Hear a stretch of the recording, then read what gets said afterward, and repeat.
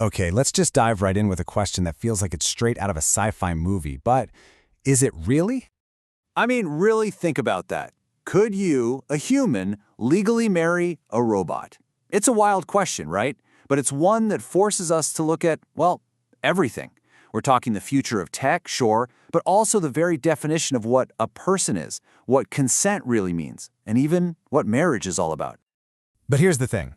To answer that big philosophical question, we can't start in a courtroom or a law library. Nope, we have to start in the lab. Because the key to this whole legal puzzle is actually a technical one. How do we build robots that can learn and act all on their own? All right, so how robots learn to learn. We're going from digital worlds to our world. So how do you get a robot to learn? It's not like the old days, where you just punch in a bunch of if-then statements. We're talking about creating something, an agent, that can learn from its own experiences. And that means taking it from a nice, safe, clean digital world and dropping it into our messy, chaotic, totally unpredictable one. And the key concept here, the real secret sauce, is something called embodied AI. It's pretty much what it sounds like. You give an artificial intelligence a body. It could be a real robot or just a simulated one, so it can learn by actually interacting with the world. Just like a kid does. It learns by doing, by touching things, seeing things, moving around, not just by crunching a bunch of abstract data. Okay, but how do you get it to want to learn? Well, we give it what's called intrinsic motivation, and it comes in two main flavors. First, you've got impact. This is where the robot gets a little digital reward for doing something that changes how it sees the world. It's totally like a toddler knocking over a block tower for the first time and having that aha moment. Then you've got curiosity. This one rewards the robot for just exploring, going into a new room, seeing something it's never seen before. Both of these are absolutely crucial for how an AI starts to build a map of our world in its head. So what does this actually look like in practice? Well, it's called the sim-to-real pipeline. You obviously can't just unleash a brand new AI in your house, right? So, step one, you train it in a super safe, really realistic simulation. Think of it like a video game version of an art gallery or a house.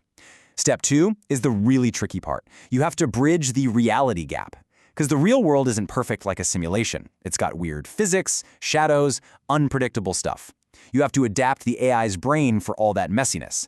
And only then, after all that, can you do step three, deploy that trained model onto a physical robot in the real world. All right, what makes a person? And this is a question of law, not biology. So, okay, we've figured out how to build a robot that can learn and act on its own. Awesome. But for that robot to get married? Whoa, that's a whole different ballgame. It needs a completely different kind of upgrade, one that happens in a courtroom, not a computer lab. It needs to be legally considered a person. And this is maybe the most important thing to get your head around in this whole debate. In the eyes of the law, personhood has nothing to do with being human, with having flesh and blood. It's a legal status. It's a label that we, as a society, decide to grant, and it comes with a whole bundle of rights and responsibilities. It's a decision, not a discovery.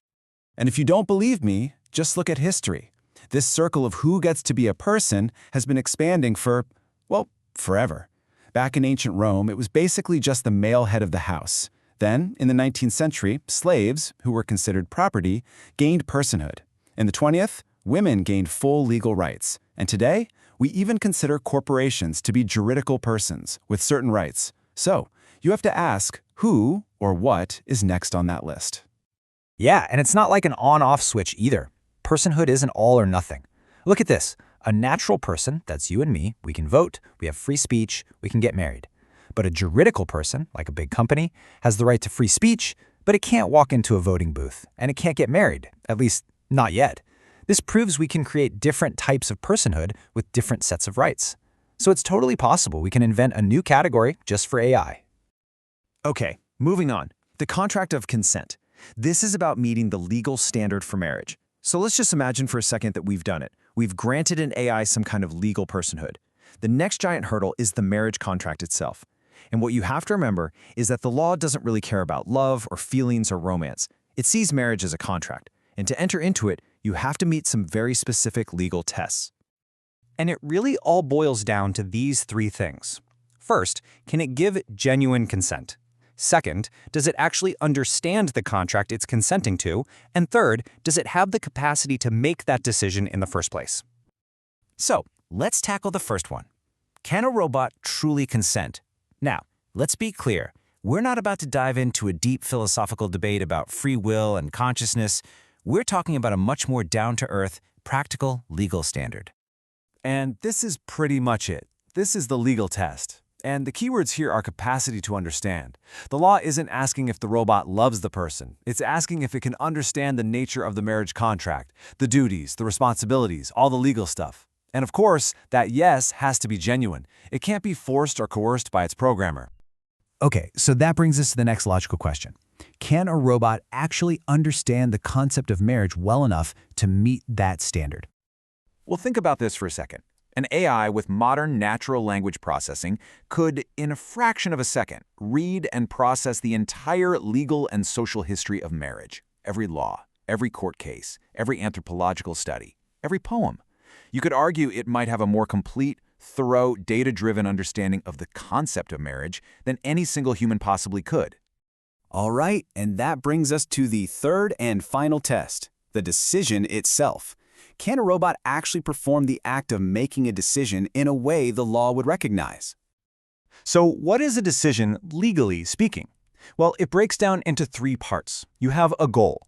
You identify different ways to reach that goal, and you evaluate the costs and benefits of each of those paths. And here's the kicker. That's exactly what AI planning systems do. I mean, that is literally their job description. It's what we've been programming them to do for decades. Okay, so let's recap. We've seen how a robot could learn, how it could potentially gain legal personhood, and how it might even meet the legal test for marriage. It seems plausible, right? But now, for our final section, I want you to forget all that for a second. Let's reframe this entire debate. Let's flip it completely on its head. Check out this quote from Professor Gary Marchant. Robot-human marriage is not about robot rights. It is about the right of a human to choose to marry a robot. Wow, just let that sink in. This reframes everything. Maybe we've been asking the wrong question this whole time. Maybe it's not about the robot's rights at all. Maybe it's about a human's right to choose who they marry, even if that partner isn't human. And that's really the big question I want to leave you with. So as we hurtle into this future, is the real fight going to be about robot rights, or is it going to be about the rights of humans? The right for us to choose our own partners, to define our own families, and to build our own relationships, no matter what that might look like.